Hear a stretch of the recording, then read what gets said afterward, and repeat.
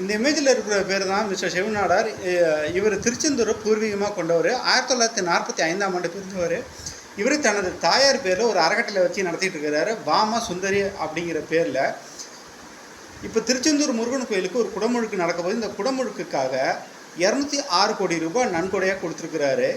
நன்கொடை கொடுத்தது மட்டும் இல்லாமல் தனது பெயரை பத்திரிகையில் போட வேணான்னு சொல்லிட்டு ஒரு அன்பான வேண்டுகோளும் விடுத்திருக்கிறாரு. இதே போல் திருநெல்வேலியில் உள்ள நெல்லையப்பர் கோயிலுக்கும் மதுரையில் உள்ள மீனாட்சி அம்மன் கோயிலுக்கும் பல லட்சங்களை பல கோடிகளையும் நன்கொடையாக கொடுத்துருக்கிறாரு. தமிழ்நாட்டில் மட்டும் இல்லை, இந்தியாவில் பல இடங்களில் நல்ல காரியங்களாக செஞ்சுட்டு வர்றாரு. ஆனால் இவரோட பேர் எந்த பத்திரிகையிலுமே வர்றதில்லை. இவரோட சொத்து மதிப்பு மட்டுமே 2.5 லட்சம் கோடி. இப்படிப்பட்ட சூழ்நிலையில் இந்த வாமா சுந்தரிங்கிற அறக்கட்டளை சார்பாக கல்வி நிலையங்களும் வச்சு நடத்திக்கிட்டு இருக்கிறாரு. இதே போல் சமுதாய தொண்டுகளும் ஹாஸ்பிட்டல்ஸு ஏழை எளிய மக்களுக்கு தன்னால் முடிந்த அனைத்து உதவியும் செஞ்சுட்டு வரதான் சிவநாடார். இவர் ஒரு பெருமைக்குரிய விஷயமாக பார்க்கப்படுது. ஏன்னா இந்தியாவில்